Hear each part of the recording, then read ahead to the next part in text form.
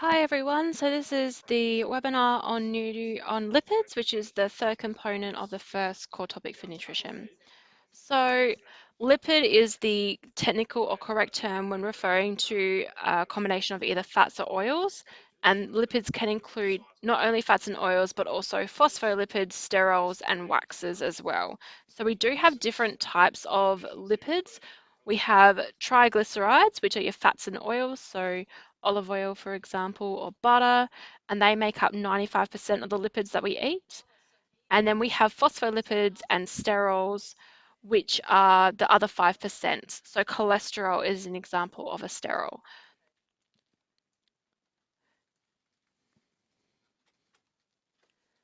So if we're looking at the chemical structure of a triglyceride, it's composed of one glycerol molecule and three fatty acids, which is why it's called triglyceride. And so at room temperature, fats tend to be solid and oils tend to be liquid at room temperature. And we'll talk about why that actually is the case. So as a general rule, saturated fatty acids tend to be solid, which are your fats, and then your unsaturated fatty acids, which are your oils, tend to be liquid at room temperature, or they tend to be a very soft fat. So this is our structure of our triglyceride. It does have the same chemical properties as carbohydrate in terms of it's composed of carbon, hydrogen, and oxygen. However, it's composed differently and therefore has a different purpose. So you'll notice that it has a hydrophobic tail and a hydrophilic head. If you've done a little bit of biology or chemistry, those terms might be a bit familiar with you. And you need to be able to remember that a triglyceride is made up of three fatty acids and a glycerol. So if we actually have a look at this is one uh, fatty acid, and we've got three of those together, and then we've got the glycerol up the top here, and your textbook will have a picture of that. So lipids actually have a lot of different functions in the body, and you should be remembering a majority of these. So they do provide energy. They're actually the most energy dense macronutrient with 37 kilojoules. They also help to insulate the body as well. So they actually have a layer. So a lot of people might say, I've put on a little bit of insulation over winter, or you've got that like winter insulation, that is that layer of fat that people tend to put on over winter. They also do provide protection. So they actually are padding to absorb shock around your organs to actually prevent injury. And they also tend to keep your hair smooth and soft as well. They are really important when it comes to transporting some micronutrients. So they do transport soluble vitamins, so A, D, E, and K. Now, fat being such a high density energy molecule does actually result in a feeling of being full or satiated. And I'm sure you've probably noticed that a lot of food that tastes really, really good is actually full of fat. So fat does actually have a purpose of making food taste better. Now we do have some fats that we can't actually synthesize ourselves, and those fatty acids are actually provided by our diet. So there are major sources of fat usually occur in all the really delicious, bad, unhealthy food for you, like meat pies and chocolate and fast food and any sort of baked good, really. There are other sources of fats as well, like cheese, for example. Nuts and seeds have a lot of fat. Coconut products, any sort of oil that you cook with.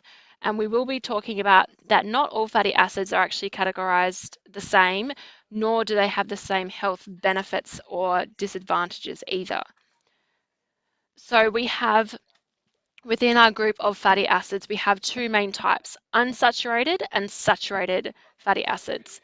Now, within our unsaturated subcategory, we actually have two types, polyunsaturated and monounsaturated. And within polyunsaturated, we actually have omega-3 and omega-6. So you would have heard about omega-3 and omega-6. You would have heard about fish oil tablets. That's where you can get omegas from. And we're going to go into a bit more detail about those over the next couple of slides. So saturated fats contain no double bond. So they are fully saturated with hydrogen molecules, which is why they're called saturated fats. These saturated fats are mainly found in animal food, whether it be the meat, the milk, butter, ice cream, cheese, but we also do have some plants that include saturated fats like palm and coconut oil. Now, because these palm and coconut oil, they come from plant-based sources, does not mean that they're not just as unhealthy for you as animal fats. So all this rage about coconut oil being the next new thing and it being really healthy for you is actually a lie. People that said that don't actually have any qualifications in nutrition. That a lot of people that say that are just celebrities, and so coconut oil is actually just as bad for you as butter. So saturated fats also tend to be high uh, contributors to heart disease as well. And when we're looking at our recommended daily intake of saturated fat, you should have no more than 8% of your total energy intake should be derived from saturated fat. So if we move into our monounsaturated or unsaturated fats, we have mono and poly. So monounsaturated fats means uh, they have one double bond between the carbon atoms, which is why they're called mono. So we can see in our structure here that we've got one double bond. Now, the purpose of monounsaturated fats is they actually help to reduce what we call low density lipoprotein. Now, this is really bad, like LDL. You don't want any of that in your body because what it does is it increases your risk of obesity, diabetes, cardiovascular disease, hypertension as well. So consuming monounsaturated fats is actually going to reduce your LDL, which is going to help you to avoid those types of diet-related diseases. So good sources of monounsaturated fats include avocado, olive oil, canola oil, peanut butter, and almonds. So then we have our polyunsaturated fats. Now remember that there are two types of polyunsaturated, omega-3 and omega-6. Now the reason why these are called polyunsaturated is because they have two or more double bonds in that structure. So we saw here with our monounsaturated, we've only got one double bond. So in a polyunsaturated, we'd actually have another double bond over here, for example, and then therefore they wouldn't have this hydrogen bond here. So polyunsaturated fats are essential for good health and good lifestyle. So we have our omega-3s and 6. So polyunsaturated fats are found in fish, oils, and nuts and seeds, like sunflower and safflower oils as well. Now you can partially hydrogenate polyunsaturated fats to turn them into a solid, such as margarine. So if we look at the omega-3, they reduce the buildup of fatty material on the inner walls of the arteries, which is what we call cardiovascular disease. They also help to reduce the chances of blood clots. They lower triglyceride levels as well, and they help to reduce blood pressure. And they also really help as well with brain growth and function. So they're found in canola oil, margarine, flaxseed oil, oily fish, leafy green vegetables, walnuts, and legumes. So a lot of Australians actually have insufficient levels of omega-3. So then we've got omega-6. Now these ones regulate blood pressure, clot formation, vessel contractions, immune response, and nerve impulse. And they are found again in sunflower, safflower, corn oil as well.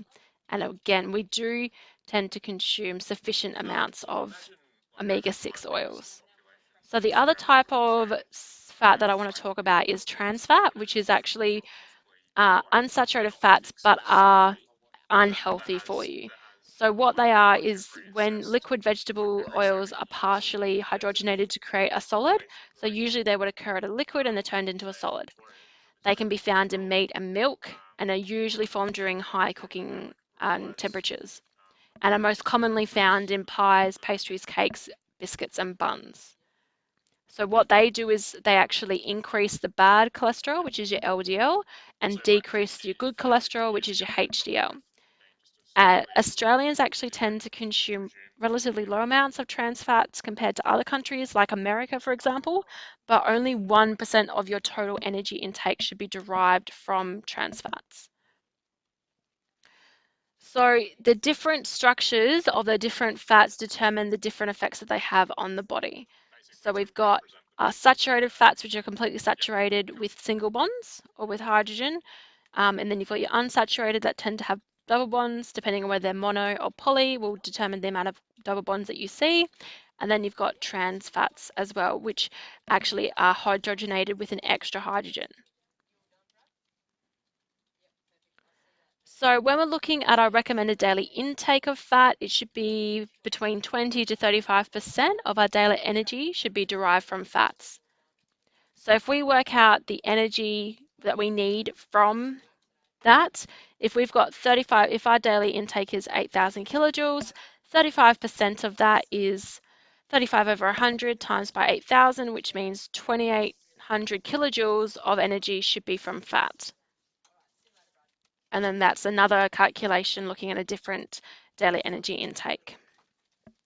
So different national health councils will have different recommendations for the amount of saturated or trans fat. So it should be no more than 8% for saturated fat and no more than a total of 10% for both saturated and trans fats. So if we were to work that out again, how much should come from saturated fat? So it's 8% of 8,000 kilojoules, which means 640 kilojoules should be derived from saturated fat. Now you can have fat deficiencies and they can result in low levels of fat-soluble vitamins because they can't be transported or absorbed by the body. And any adequate intake of kilojoules will also be resulted from a fat deficiency because they are a very energy-dense molecule. So in developing nations, famine can be a result of deficiency in your essential fatty acids that can lead to various unpleasant symptoms.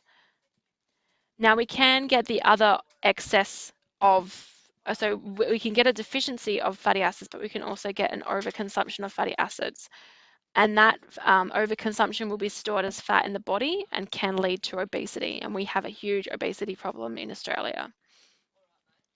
So having an excess storage of fatty acids in the body can lead to any of these diet-related diseases, so hypertension, atherosclerosis, heart disease, stroke, and type 2 diabetes. And we'll be talking more about these when we actually go into the second topic. So you can actually reduce your fat intake by just choosing no more than 10 grams of fat per 100 grams of food. So looking at the nutritional panel, choosing lower fat options, using less of some of the ingredients that you cook with, substituting ingredients that have a lower fat content, and steaming or grilling instead of frying will also decrease your fat consumption. So cholesterol can be obtained from animal products, but can also be synthesized in the liver. So the amount of cholesterol that you produce in the body is actually regulated by the amount that is supplied in your diet. But if you have a diet high in saturated fat, you will have a high cholesterol level in your body, which is linked to heart disease. So we do actually need cholesterol. It helps with digestion. It also helps with the absorption and use of lipids from food in our body and can also create hormones like estrogen and testosterone. And it also helps to make sure that our metabolism is working efficiently. So I talked before about low density lipoprotein and high density lipoprotein. So there are, we just refer to them as LDL versus HDL. So LDL are your bad cholesterol, and your HDLs are your good cholesterol.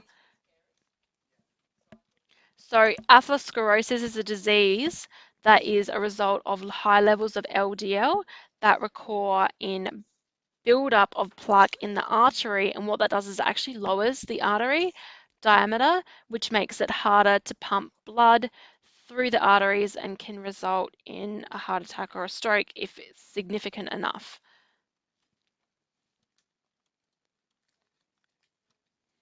So you can lower your blood cholesterol by reducing saturated fats in the diet. So I'm sure you probably would have heard about Flora, which is your proactive. So what Flora has in it is it has a lot of HDL cholesterol, which actually lowers your LDL. There are other ways that you can reduce your blood cholesterol levels by reducing cheese or substituting high fat content cheese with lower fat cheese, like ricotta, for example, reducing the fat that you consume in milk, reducing all those delicious but naughty foods like pies and pasties and chips and cakes. Limiting your egg intake will also result in a lower blood cholesterol. Even just losing weight in general will tend to lower your blood cholesterol. Nuts have healthy high HDL in them. And so if you eat more nuts, you've got more HDL, which lowers your LDL, which means that you can lower your blood cholesterol. Choosing lean meats or trim cuts of meat as well. So rather than having, say, lamb, having kangaroo or turkey, those are, tend to be more lean meats and tend to be a lot healthier for you. Eating oily fish has that lovely, healthy HDL cholesterol in it as well. And eating oats and beans, they actually have fiber in them, and they stop the buildup of plaque in the arteries as well. And we'll talk about more about the relationships between some of the nutrients and how if you consume one, it actually has a positive effect on others. But that's, I think, in the next couple of weeks.